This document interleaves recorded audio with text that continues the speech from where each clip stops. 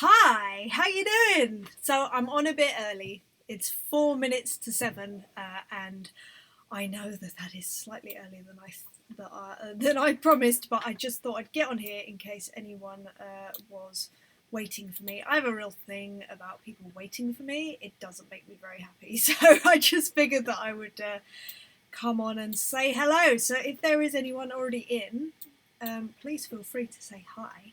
Tell me who you are and where you come from.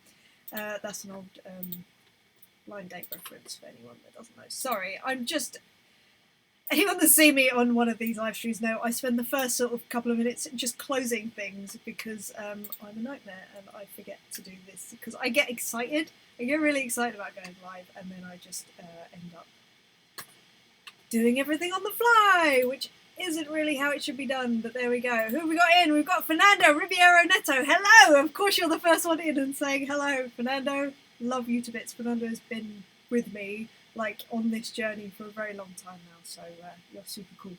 Zalsta is here. Hello, how are you? We haven't spoken properly for ages. Kevin Seagull, Homeley. Hello. Joe Perkins is here, loving the new hair. Thanks very much. Yes, it's a bit pink.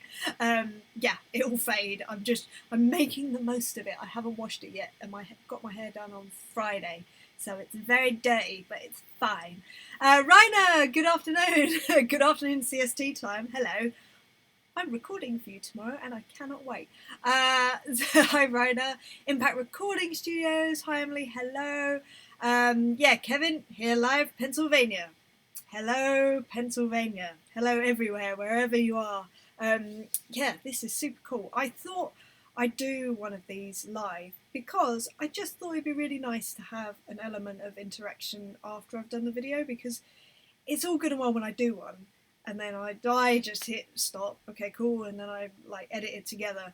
But the more that I do it, the less, actually, even from the start, if you've seen the early ones, I don't do much editing. I like to have a very, I was going to say natural, I wouldn't say it's natural, more I like having this honesty about I'm not this perfect person. I sometimes search for words. I sometimes say the wrong thing. So I thought, let me just do it live anyway, because there's not much difference to me. But the difference for me that is going to make it fun is being able to chat to you afterwards. With that being said, my aim is to try and not look at the chat whilst I talk about the subject that I'm going to talk about today, and then I'll just go to it after the fact. So I'm really hoping that works for you, as well as it hopefully will work for me. It may not work, we shall see. So with that being said, what time is it? It's still 2 minutes to go, so I suppose that I should wait for people to come in through the proverbial door. I've got my tea next to me, which I know that I'm not going to get to drink at all because I'm going to be too busy waffling. So I'll try it, and it's just a little bit too hot. But it says cider on it. It's not cider. I'm not like this alcoholic. It's ginger tea. It's a mug of ginger tea. Oh, Ron Philbeck Pottery. Hello. Hi from North Carolina. Wow, we've got a lot of Americans in. That's pretty awesome. I work with someone who is in North Carolina. Their name escapes me right now. I want to say it's Tim Brennan from North Carolina, but I might be making that up. But Tim has been with me for a long time, so it's pretty much the opening of the studio, which is really fun. So if you don't know, I run a remote recording studio. That's where I'm sat right now. So I'm in the control room of the studio. Right. So, Impact Recording Studio. Sure that mug is big enough? Yeah, I reckon just about. But it's going to be freezing by the time we finish this, and so that's going to be, awesome. The mug would go down well here in the West Country. Joe, I know. The West Country, down where Joe is. So he comes from the land of cider, and it's a lovely land. Right. I believe that we are hitting 7 o'clock. Oh, Pamela's here. Hi, from Philadelphia. Hello, Pam. Sorry, that's on the Facebook side of things. I was going to keep this to just a YouTube one, but I'm gonna put it on both. But the point is, right, I'm not being rude, but I'm going to not even look at the chat. I've moved my window so I can't even be tempted by it, right?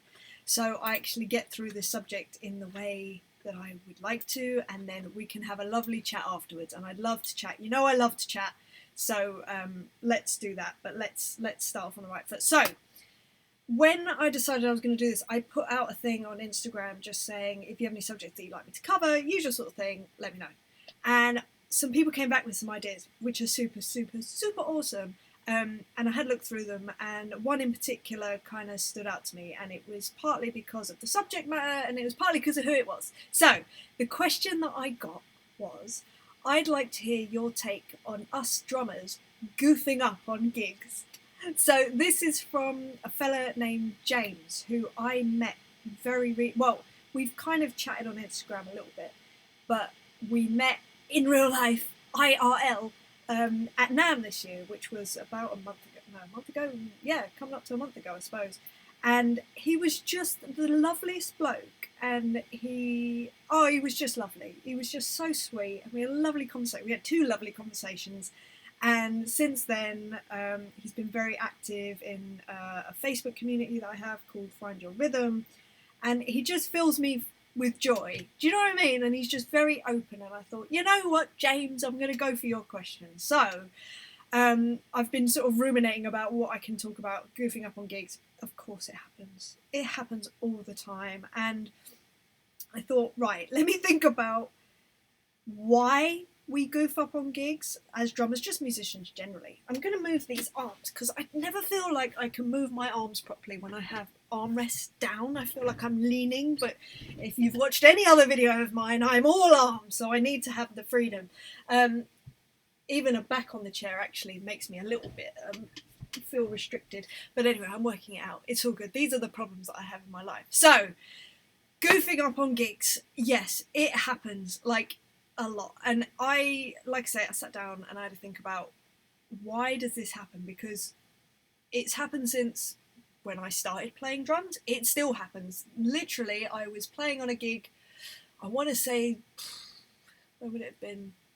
2 months ago, and I caught myself over analysing what I was playing, and then therefore playing really rubbishly, and I was like, what are you doing with your life? Like, you've played these songs. And I was getting really angry at myself. So let's talk about some specific reasons that things might go wrong on a gig. You might not be playing to your best of your ability or anything like that. So right, let's start with things that you can't control, first of all, because they're the most interesting, I suppose, and may as well get them out of the way.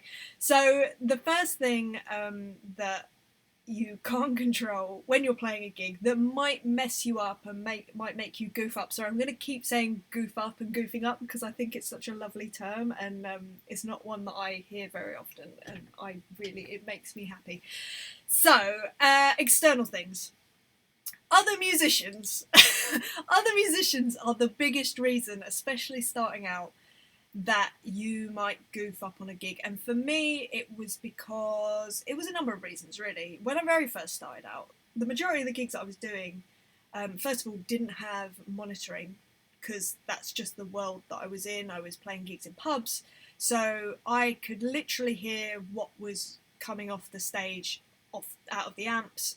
Very rarely could hear the singer, which was unfortunate for me because I love singers and lyrics and vocals, and I love playing to that.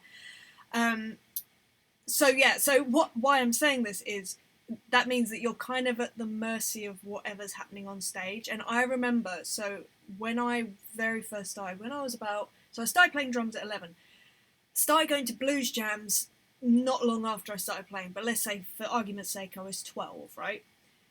By the way, to me, very normal to be in a pub with a bunch of fellas that are literally 4, 5, 6 times my age, playing with them. Yeah, that's normal. Looking back, I'm like, that was really not normal. But anyway, the first memory that I have of being influenced by what was happening on stage and therefore goofing up was there was a particular guitarist at this blues jam. Every time I'd get up on stage, even before I'd played anything, he would start trying to tell me what to play. And I was like, now bear in mind, my dad is a guitarist, so I kind of always would take the mick out of my dad because obviously he's trying to help me, but it's me. Like, I'm his daughter, and I'm gonna take the mick. It's what daughters do to their dads, and oh yeah, whatever. So I was used to not listening to a guitarist telling me what to do. And this guy, he just took it upon himself. And he was probably well within his rights. You know, I was starting out, I was a beginner drummer, but he would try and tell me what to play. And that very quickly gave me a lesson in, yes, everyone is going to have an opinion about what they want you to do, but at the end of the day, you are the drummer, therefore you've got to do what feels right to you, basically. So this was kind of, like I say, my first example of that, of literally being told what to do. Then going down the line, it was things like maybe a bass player that I was playing with was overplaying or speeding up or slowing down or not listening to the other musicians on stage and not being swayed by that, because that would be a reason that I would kind of like goof up on gigs, and I would get so, to be honest, it wasn't even getting caught up in what they were playing. I was getting caught up with being really annoyed at what they'd play and just be like, why are you playing that? Why are you not playing the song? I don't understand. Like, to be honest, I still get like that sometimes. But I have to kind of like catch myself and just go, right, I feel like I'm saying too much. I get quite stubborn. If I come across a musician that is overplaying and I feel like it's because they want attention, my gut reaction is to completely ignore them, which is awful. And it is coming from a place of passive-aggressive stubbornness. But that's kind of how I deal with that. So in terms of dealing with external influences, i.e. other musicians, and having that affect me, I just try and ignore basically everything on stage that is annoying me or is trying to control me or like in a negative way. And I try and focus on my job and what I need to do and what's important to me. So that's what I do when it comes to external musicians. Now, as I was thinking about this, I realised there was another external issue that has happened a few times, but there is one very specific time that things went very wrong for me. And this external thing is technology. So in 2014, I was on tour with an artist called Tom Bailey, who was 1/3 of the Thompson Twins. Yes, I know, you heard right, 1/3 of the Thompson Twins. And we were gearing up to do an American tour. We had a warm-up gig in a place called Reading in the UK, Sub 89, whoop, whoop, whoop. And then we were doing this big festival in the UK called Rewind, and it was like his big relaunch, and it was a big deal over here. It was filmed. In fact, anyone that's in the States, you guys seem to have video footage of this gig. I can't find it anywhere. So if anyone in the States can find Tom Bailey Rewind Henley, please send me a link, because I've spent 6 years trying to find this footage. But the point is that we'd done this this warm-up gig. It all went really well, and on the gig it's fully electronic, so fully electronic kit, 2 sets of keys. He's on electronic percussion, guitar but no amp, so that's going through essentially a DI box with some effects, and his vocals, and that's it. So it's a completely what they call silent stage. There's no monitors on stage, it's all just in-ears. So we all had our own monitoring system, so there was no monitor engineer, right? And we start this gig, and bear in mind this is the big gig, this is what everyone's been waiting for. We walk on, and I put in my ears, and as I do, I realise that I can't hear anything. Like, everything's to click, bear in mind, as well, because it's 80s music, that's just the way it runs. I can't hear anything. What I can hear is the slapback from the back of the festival coming back at me, which means that I'm not hearing what I should be playing to, and I realise this as the set is starting and as we start playing, and I'm trying to get people's attention, and it was just like, I can't do anything, and you want to talk about goofing up? Oh my gosh, so funny. So couldn't get anyone's attention. I'll tell you when I did get people's attention. When I came in on the song, I was so I was trying my best to play in time, but I was like, I have 0 point of reference. I have slapback. I'm playing to slapback. That's the worst thing ever. The whole band like glare at me, obviously going, "Oh my gosh, what's wrong with her? Is she having a stroke or what's happening?" Which was good because it meant that people realised something was wrong and they went to go fix it. And I ended up saying to the keys player Angie, who plays with Goldfrapp and people like that, I was like, I was playing, right? Trying to play. I was like, I've got nothing. I was like, can you give me the click? And she spent the first 2 songs going like this whilst playing to give me the click. And I was literally Hawkeye's watching her hand to try and like, yeah, have some semblance of a gig basically. And we managed to get through the first 2 songs. I am told that these first 2 songs are televised somewhere. It is a train wreck, like the worst thing ever. So again, you want to talk about goofing up, that is severely goofing up as it were, but it was out of my control and I did just try and do the best thing that I can basically with what I had. So although it was horrendous and literally, I mean, nightmares are made of that kind of gig. I literally couldn't envisage such a bad situation.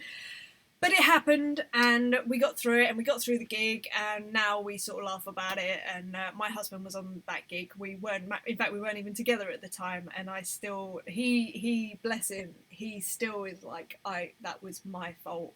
I should have. It wasn't his fault at all, but I still rib him a little bit about it, which is quite funny.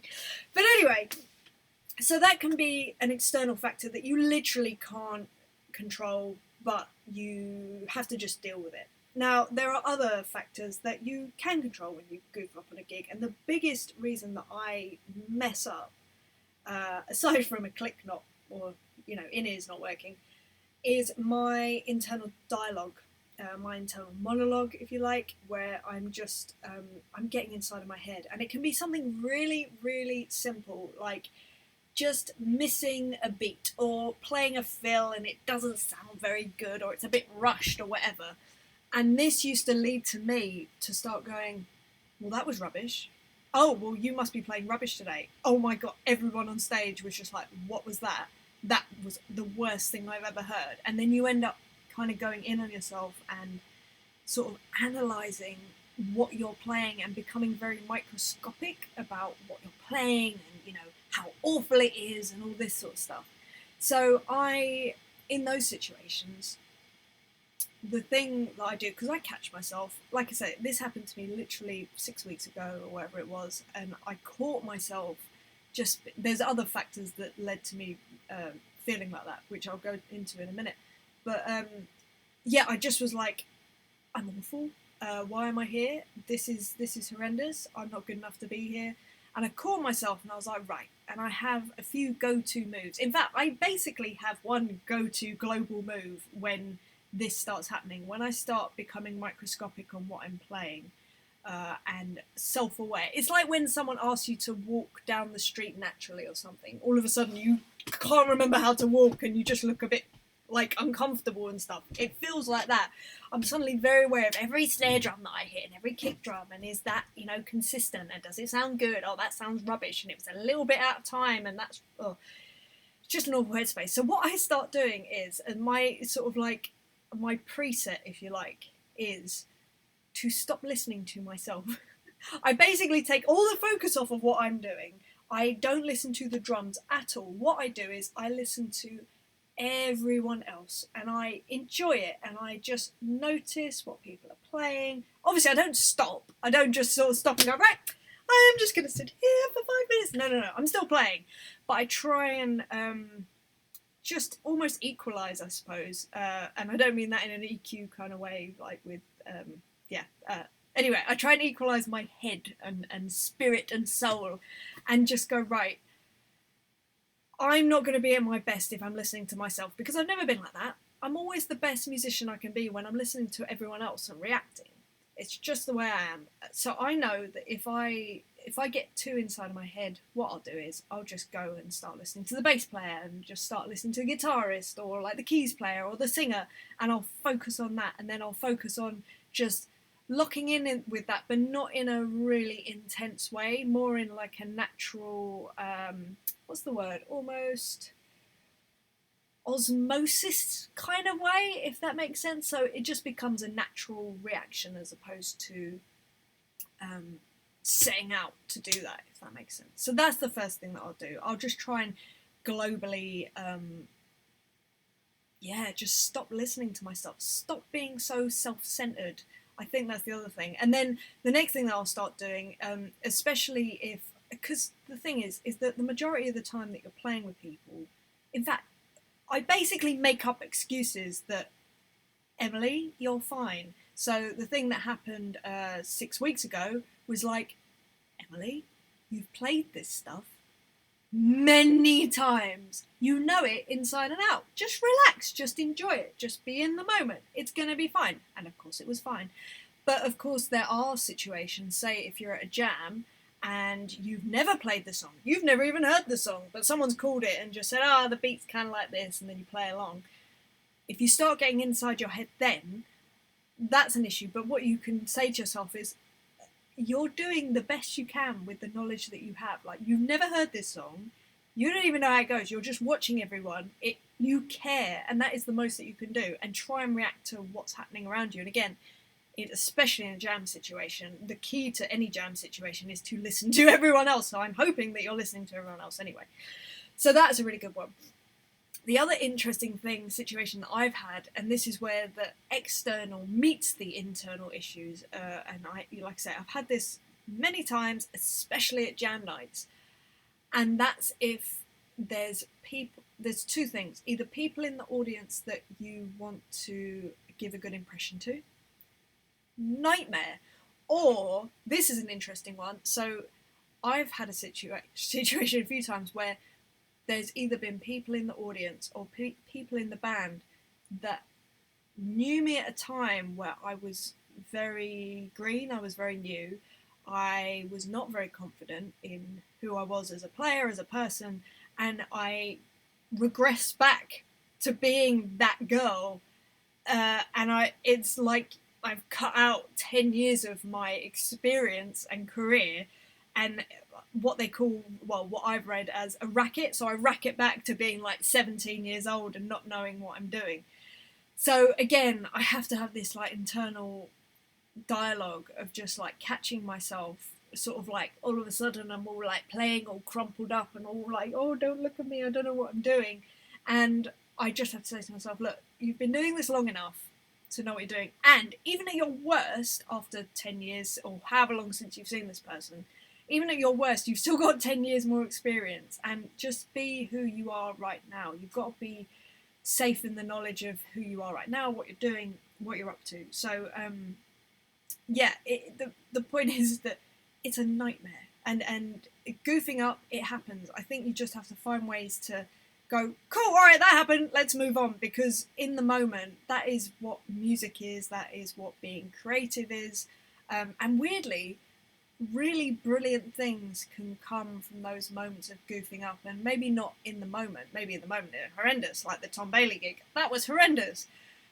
But you end up learning stuff, even down to, on that gig, it was like, well, we've learnt that this system is not working, this monitor system is not working, we're probably going to have to find another way of doing that, or having a better backup system, which we did, and it was fine, and it didn't happen again. Well, it did happen one other time, but after that, it never happened again. That's the point. But I think, you've just got to accept that that's part of the journey of growth. If nothing went wrong, then you better worry, because things go wrong on all levels of gig, and you've got to learn how to deal with it. And I think that a large part of the reason that I'm certainly called for gigs is because I've been through so much stuff where things go really wrong, but you hold it together and a show happens. And to be honest, 99.9% of the time, and 99.9% of the audience don't even know. They're just like, that was a great gig. And it was like, well, that was like the worst gig I've played in a very long time. But great, that's really cool. And the other thing that sometimes can happen, of course, is just physically, if you're just not playing as well as you usually do, if you're having an off day, we all have off days. I know I do, plenty. Simplify.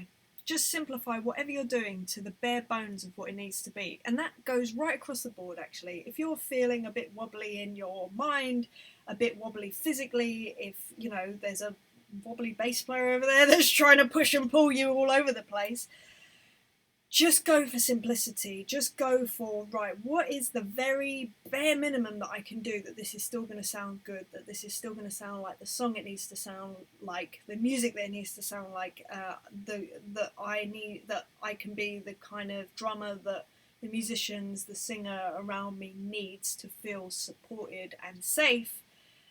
I think that's a good starting point. Like, if you can just be like, right, at that base level, which should be a very low CPU, as someone once told me, which I love. I love that idea of, like, at your worst, you should still be at such a high level that it's fine. No one would even notice. And I try and live by that. I don't know whether I achieve it, but it's certainly what I strive for.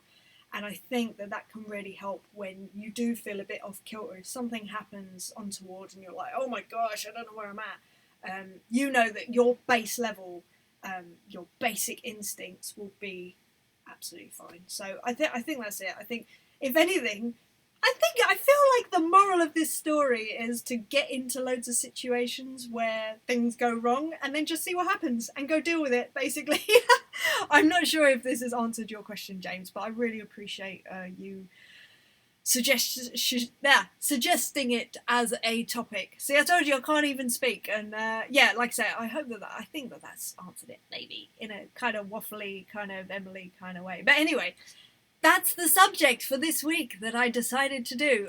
Now I'm going to go on to questions. If anyone has any questions that I can answer live, I'd absolutely love to. I'm absolutely terrified about this, can I just say? Like, I'm totally, bricking it, as they say, because, well, firstly, I thought no one would show up, so I'm super happy that there's people here, so thank you. That's really lovely. And I've had a few questions that have come in before I went live, so I will go through those after. Let's do the live questions first, and anyone else that has any, put them in the chat, and I will answer as best I can, and I'll try not to waffle too much.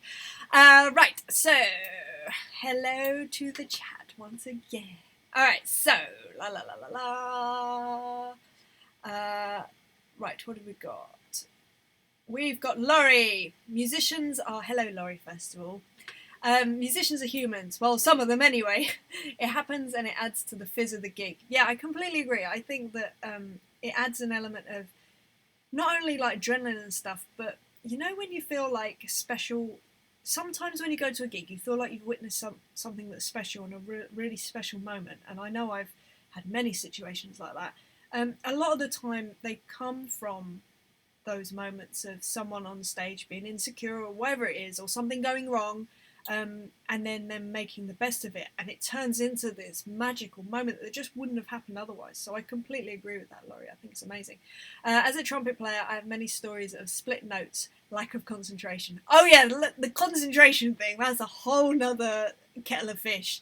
I lose concentration more times than I should admit to be honest.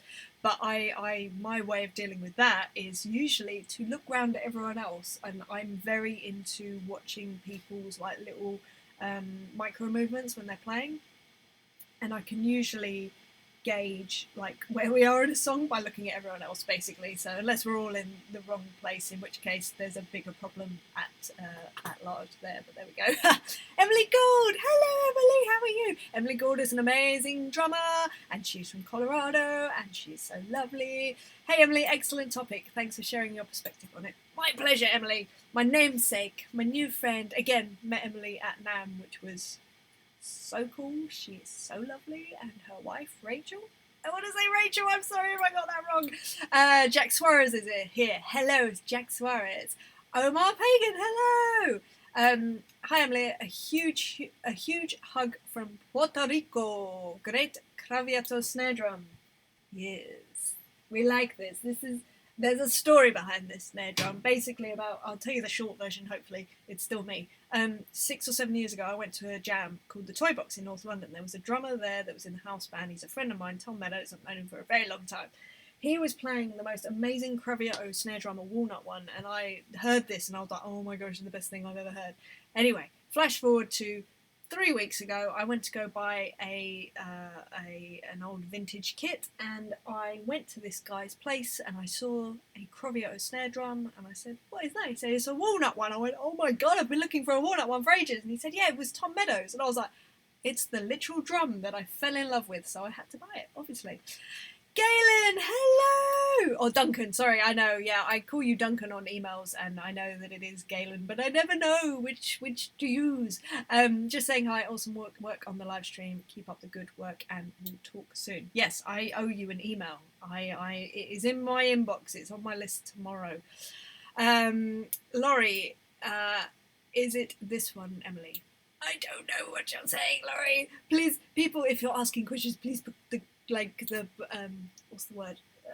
Oh, wait, I'm going to guess that you put a link somewhere, Laurie, but I'm not seeing a link, but maybe email me it or something. That would be really cool. Zalstar, I think I found the concert you were talking about, Tom Bailey, Rewind 2014. That is the gig where it all went wrong. Yes, if anyone has that link, email it to me, or I feel like people are putting it on the chat, but I'm not seeing it. I don't know why. Maybe it's blocking it because it thinks that it's spam or something. I will look afterwards, though, for sure. Raina, question. When things go absolutely pear-shaped, is there ever a time to stop the song entirely, or is it always correct for the band to soldier on? Very good question. 99.99999% of the time, absolutely soldier on. I'm trying to think. Okay, so there's one time that springs to mind where we did stop, and that was a festival called V Festival over here in 2012. It was in Chelmsford. I was playing with a girl called Cher Lloyd. And in the middle of the second song of the set, or the third song of the set, people started throwing bottles, and then, but we carried on. I think, yeah, we carried on, and then we went into the next song, and people started throwing bottles of wee, and she basically just walked off the stage, understandably. I mean, she was like 17 years old, in tears. So that was one time that we did stop the gig, and that was absolutely the right thing to do, because, yeah, that just wasn't cool. So, yeah, on the whole, absolutely soldier on through, but when it's exceptional circumstances, like, when you just think there's some things that are bigger than music, right? At the end of the day, nobody's going to die if a song doesn't get played, but if something happens, if there's something happens in the audience or whatever. In fact, who did I play with where a fight started and they stopped a song? That might have been Cher as well. I think she stopped in the middle of a song because people were fighting, and she was like, no, I'm not playing if people are fighting, like, get rid of them. She's a sweetheart. Tony Cicero, how are you? Hello, Emily. Sorry, getting in late. Your hair looks amazing. Thank you very much. Yes, it's a little pink. It's gonna fade very quickly, so enjoy it. Tony Cicero, again, Tony I met at MAD this year. We love Tony Cicero. He is like the smiliest, loveliest person. Was watching Abe Laboriel Jazz Ministry on Drum Channel, haha. I mean, that's a good reason not to be here, to be fair. Kevin, great chat. Every gig is going to have something that gets messed up, absolutely. But so long as you don't stop the song, it will get sorted eventually, and we learn from it. I 100% agree, Kevin. I think there's something to be learned from everything, and if big things happen that go wrong, that's big lessons to learn. Laurie, try this link for that gig. Yeah, I don't think the links are coming up, Laurie, but I will look afterwards. Kevin, I recently did a Rush tribute in which I had no monitors for the first 6 songs and had to listen via stage volume. Wow. It was what it was, yeah. I just soldiered through, and eventually it got sorted. Kevin, I bet you the majority of the people in that room didn't even notice. I bet you absolutely nailed it. And I saw the pictures of that gig, and it looked like, wow, that was a lot of work. But good on you. That is an undertaking and a half for sure. Tony Cicero, yes, things going wrong at gigs. I love this one. I kind of felt like it's a real gig. Oh, it's not a real. Oh, I kind of don't feel like it's a real gig unless you have to overcome in some way. I completely agree. Matt Black is here. Hi, Matt Black. We haven't spoken for ages. Evening. Still trying to think of a question you can duck out of again. I look forward to it, Matt Black. You go for your life. Impact Recording Studios. I think the majority of drummers sometimes mess up, and after all, we're only human. Exactly. We're human, we're musicians. That is why the creative spirit is, we've each got our story to tell. It's because we mess up. It's because we're imperfect. Weirdly, the other subject that I was toying with to do today, or tonight I should say, is about perfection paralysis, but I think I'm going to do that another time. Whether I'll do it live or whether I'll do it recorded, I don't know. You guys can let me know. If you like this, then I will do it. I will do another live episode. And of course, the show must go on. Yes, it must. Always.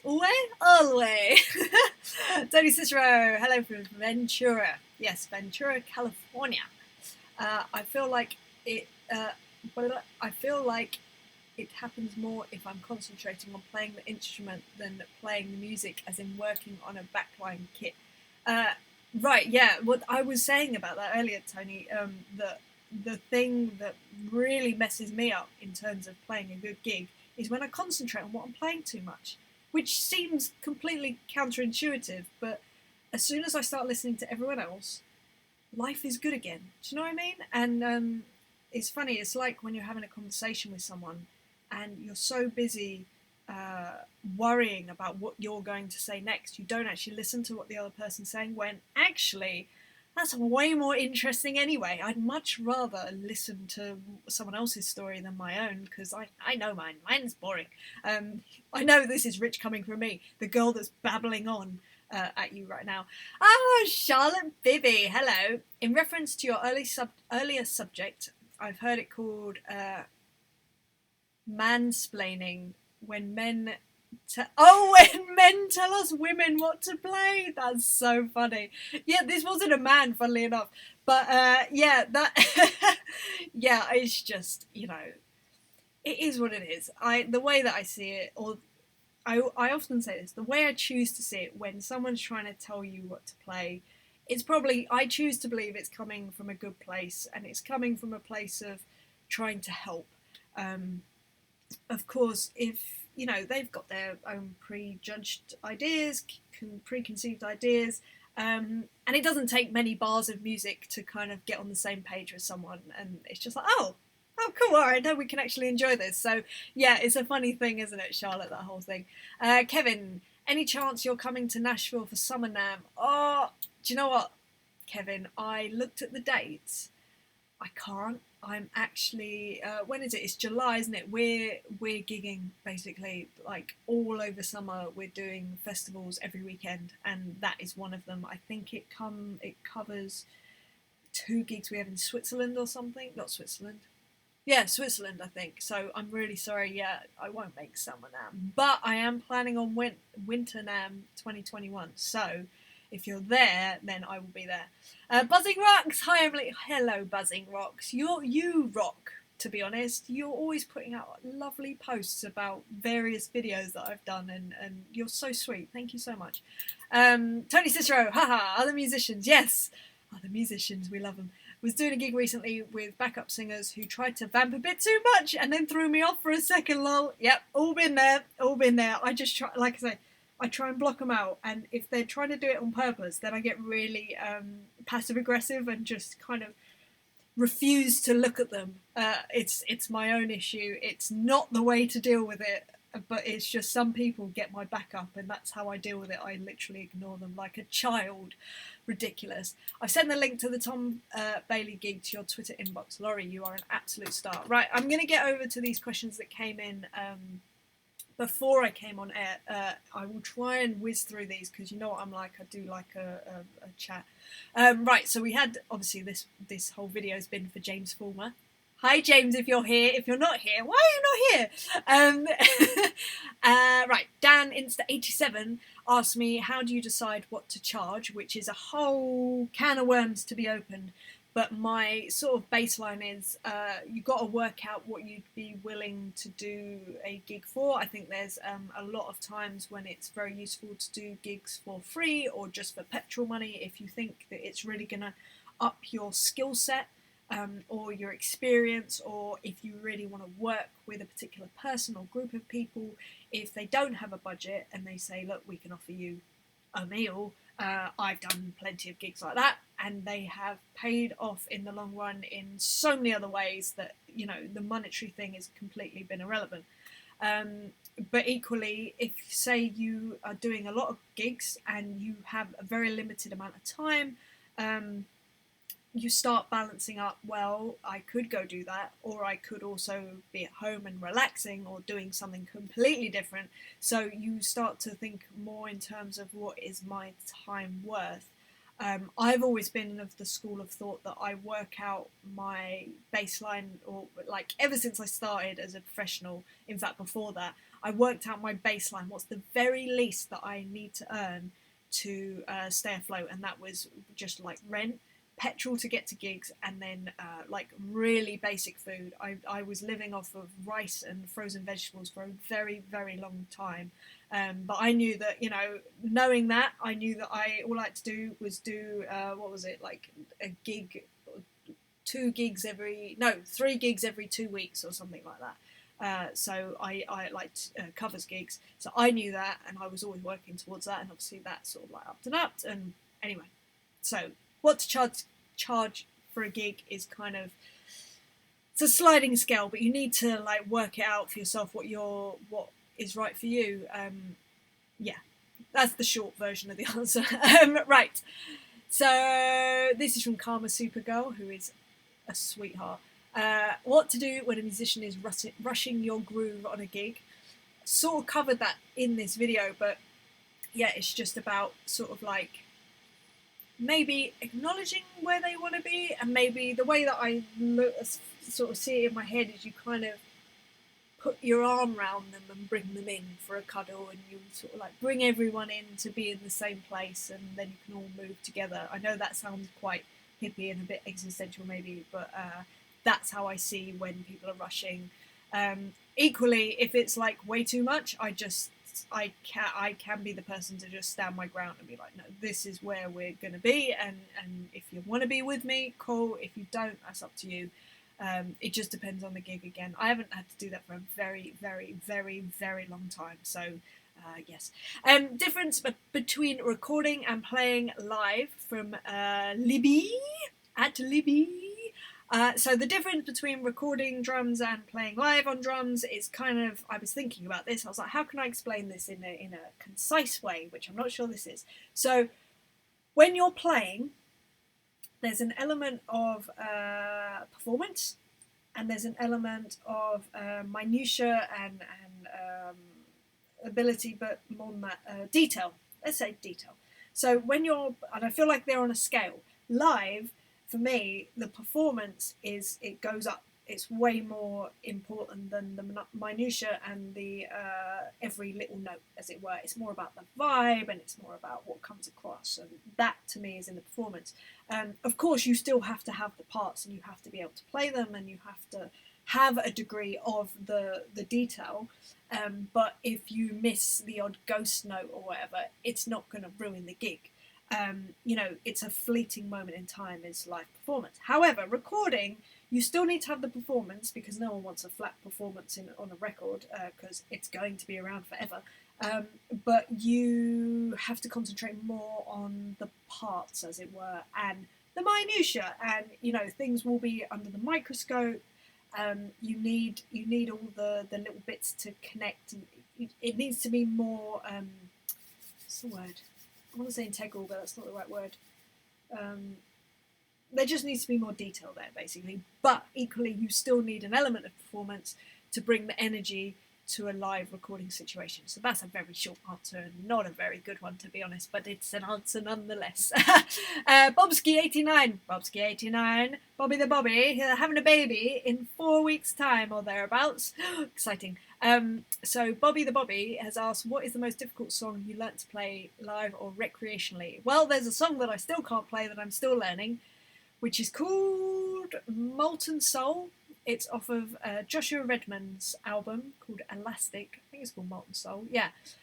It is the first song off that album. It is an incredible song. The drummer is called Brian Blade. I have spent the last 12 years trying to play it. Still can't play it. It is unbelievable. It's so beautiful and it's so wonderful. So there's that. One that I have actually played. I don't know. I guess there's a bunch of heavy metal stuff that I used to do when I was a kid that was pretty hard to play at the time, and now, oh, there's no chance. All that double kick stuff, no chance I could do it now. But yeah, they're pretty tough. I think that's it for the questions from before.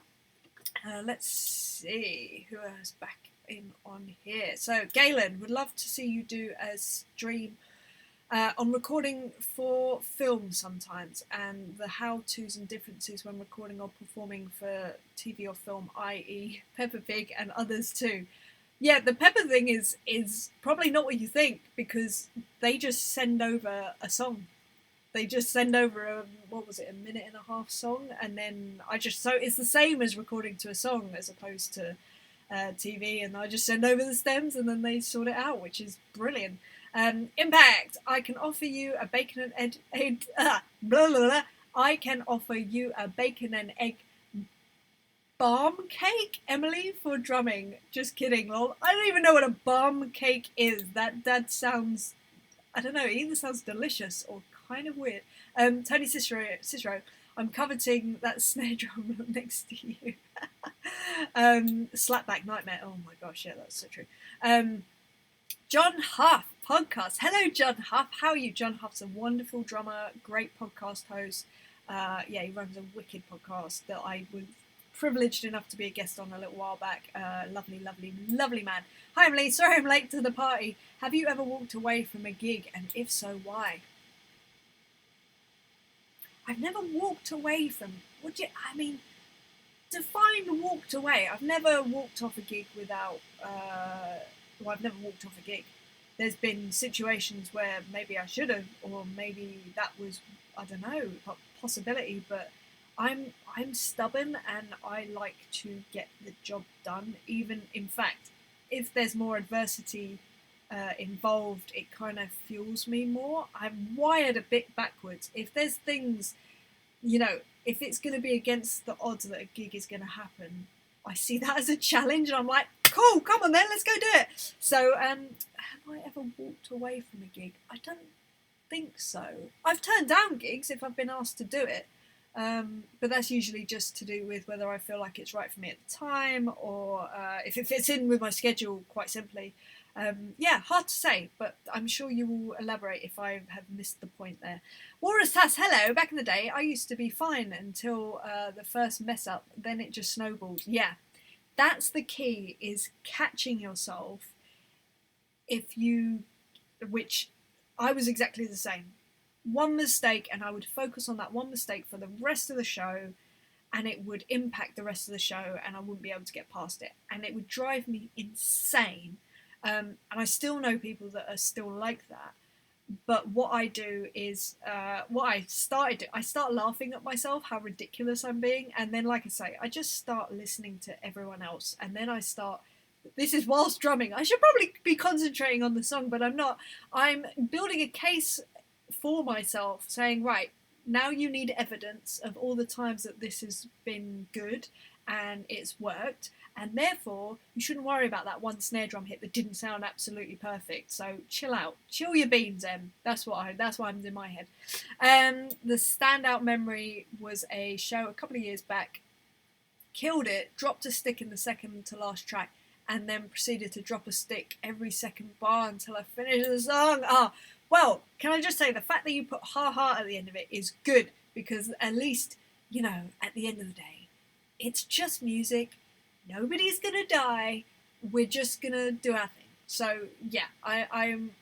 At least you can laugh about it. That is good. But yeah, I totally understand the getting inside your head thing. It's a nightmare. But at least you can curb it sometimes by, like I say, I've found ways to curb myself and just start laughing at myself. Basically, that's what I try and do. So yeah, Emily Gould, thank you for the shout out. Absolutely. Your advice and tips are fantastic and hugely helpful. Thank you, Emily. That means everything to me. So thank you so much from the bottom of my heart. Thank you so much. And meeting you was one of the highlights of my trip over to Anaheim this year. It was, oh, you're a sweetheart. Impact Recording Studio. It's a Northern Lanarkshire. Did I just say Lanarkshire? What is wrong with me? Lancashire. I am so sorry. What is wrong with me? Right, a bun cake is a burger bun. Alright, yeah, I can deal with that. So a bap. That's what we'd call a bap here. Down in London. Not that I'm in London. Lanarkshire. I'm going to have to go and beat myself up for that. That's awful. John Huff podcast. I meant left a band or a project or artist. I mean, I suppose parted ways with the darkness. We kind of left each other. It was kind of a mutual thing because that was just the wrong fit. Basically, it was. I love playing with lots of different people, and as with any band, you've got to commit. And I couldn't. I just couldn't do it. It's not in my nature, and I thought it wasn't going into the situation, and I knew it wasn't by the time that whole situation arose. And it was a shame. And those boys are so lovely. Love them to bits. But I was the wrong person for them, and that's okay. I think being okay with not being perfect for everyone and not being right for every situation is it's a really freeing thing to realise, because you just go, well, the right thing will come along, and the right things do come along, and they have come along. So, and their drummer now, Rufus, is perfect for them. Like he couldn't be more perfect. It's just brilliant. So everybody's happy. So it's all good. Kevin Siegel. I can guess the answer, but is there ever a chance Kim will be touring in America? Kevin, if I had a dime for every time someone's asked me that, I'd be a very rich woman. I wish we were coming over to the States, because I love touring the States, and I know so many lovely people like yourself who are over there that I'd love to come and say hello to. But yeah, it's a weird thing. She's just not, I don't know, they're not taking her over there for some reason. I don't know.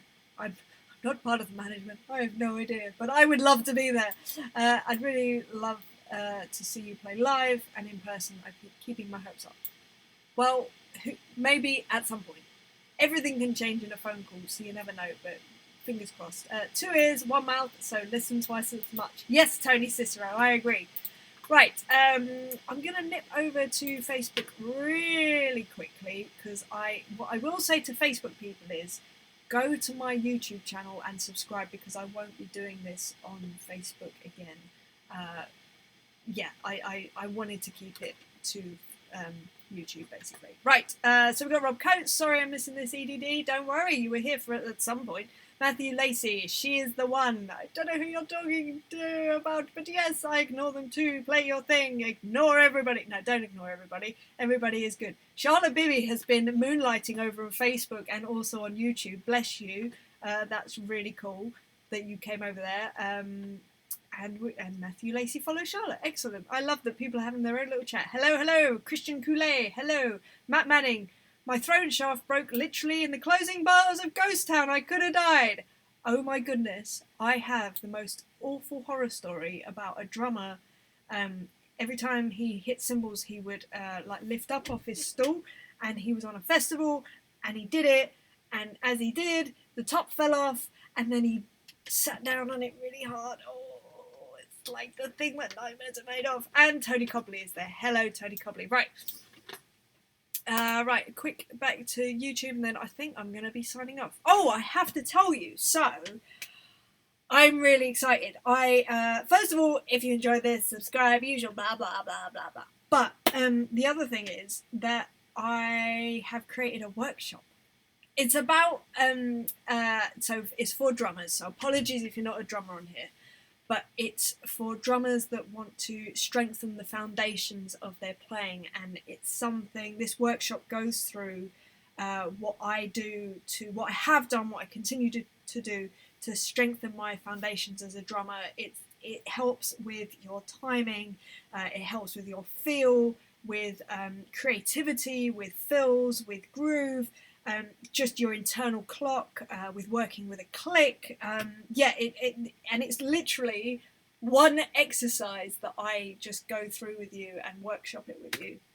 So I released it today. I'm super excited, but I wanted to tell you about it. And yeah, I'm going to copy and paste a link that you can basically go to. It's a drummer's guide to.com/workshop. If I could actually find it, that would be really useful. But, you know, that would be too easy, wouldn't it? Here we go. This is where I put it in the chat. And of course, it's not going to come up because it's a link and people think that it's it's spam. But there we go. Yeah, so if you want to sign up to that and you can work through my workshop that I'm really excited about and tell me what you think of it and if you like it. There's a cheat sheet in there as well of this particular exercise and then what you can do with it and yeah, anyway, I'm super excited. Go check it out if you fancy it. If you don't, I totally understand. You have enough of me chatting anyway. Tony Cicero, that's usually when people tell you that you were amazing. Yeah, oh, what, when you listen, it's true. Tony Cicero, be the support net for the band. Be the support. Yes. Lee Van Helm, he would say, if you focus on helping others, sound great. Tony, did we talk about Lee Van Helm? Lee Van Helm is my hero, bar none. He is my favourite drummer on the planet. And the fact that you've quoted him just makes me love you even more. And I didn't know that he said that, and it makes so much sense to me. Of course he would say that, because that's the kind of player that he is, and that makes me so happy. Steve Chappé! Hey Emily, would you consider sharing your preparation for the Kinwald tour later this year? I would be fascinated to know what you do. I'll tell you what, Steve, I will. I can't share it now because I haven't done anything yet. I've literally got a list of songs. Here's the situation. So I've got filming for The Voice Kids coming up this weekend. Then I've got a couple of weeks where I go away to Switzerland. Then we come back and do more filming for The Voice Kids. And then I have 2 weeks and then we start Kinwald rehearsals. So in those 2 weeks is when I'm going to actually be doing Kinwald and working it out. But it's essentially, like I said, 40 songs I think that I need to learn and program. I'll talk you through what it's going to be. It's going to be me listening to the songs, charting them, working out what my parts are going to be, which are going to be all the percussive and electronic parts and maybe the odd random thing here and there. And I will then go find sounds, program them into my electronics, set it all up and practice it. That is what it looks like for me for the 2 weeks leading up to Kim. And hopefully I will give myself 2 days off prior to rehearsal starting where I will literally do nothing. I will cook lots of food, have baths, watch films, have a lovely time. But it's going to be an intense lead up to that period. So yeah, that's what it's going to look like. I will see if I can do some sort of content around it whilst it's happening. But it can get a bit much, and at the end of the day I want to concentrate on doing a good job as opposed to putting out content, if that makes sense.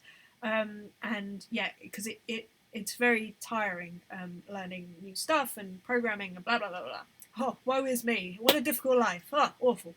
No, I will try and put some stuff out there, but I want to make sure it's in a good way. But yeah, anyway. Right, Buzzing Rocks, love your drumming. Thank you so much, Buzzing Rocks, you're a sweetie. Fernando, that topic will be really useful. Gonna check out the site. Yeah, please do sign up and download it and tell me what you think. And I'm really excited. I hope it's okay because I'm proud of it. But you know when you just do something and you're like, I hope that was good. Anyway, Matt Lacey drummer. I know why I could see all the comments. I was on Facebook and you're reading YouTube. Yes, Matt Lacey. Subscribe on the YouTubing so that you don't miss anything because I'm neglecting Facebook. Yes, cool Croviotto story. Walnut drool. Yes, Tony Cicero. It is delicious. Anyway, I'm gonna go. If you guys enjoyed this, then just let me know and maybe I'll come back and do another live one. And if you have any subjects that you want me to cover, absolutely let me know. Just, I don't know, leave a comment on this video once I've signed off. In fact, that's probably the best way to do it. And then thank you for being here. This has been really fun. And I am now going to go and, oh no, my tea is not, is it cold? It's doable. I'm going to go put some boiling water in there and I reckon it will even out to the perfect drinking temperature. But thank you so much for being here, all you guys. Thank you for the chat, as always. You guys absolutely rock. Yeah, leave any comments. If you want me to do one of these again, leave it in the comment section on the video. If you're on YouTube right now, if you're on Facebook right now, come over to YouTube and subscribe, because I'm just going to be doing YouTube from now on as opposed to Facebook. But yeah, and enjoy the workshop. Let me know how you get on with that. And I'm going to go. Have a lovely week, wherever you are. I'm going to be back doing a live stream, actually, tomorrow from the studio, recording for Rainer Hatchenberg. Rainer, I know I've got your first name right now, but I'm sure I've got your second name completely wrong. But yes, we're going to be doing a track together tomorrow. I don't know what time. Probably around about midday my time. So, yeah, midday GMT. But anyway, hope you're having a lovely day wherever you are. I will see you next week for another subject. It may be live, it may be uploaded. Who knows? We shall see. I'll let you decide and tell me what you want. But yeah, anyway, lots of love, you guys, and I will see you soon. All right, now it's going to take me a minute to sign off, and I'm going to look really silly whilst I'm doing it. So bye to Facebook, and yes, bye to YouTube. Thank you, guys. I'll see you guys later. Bye.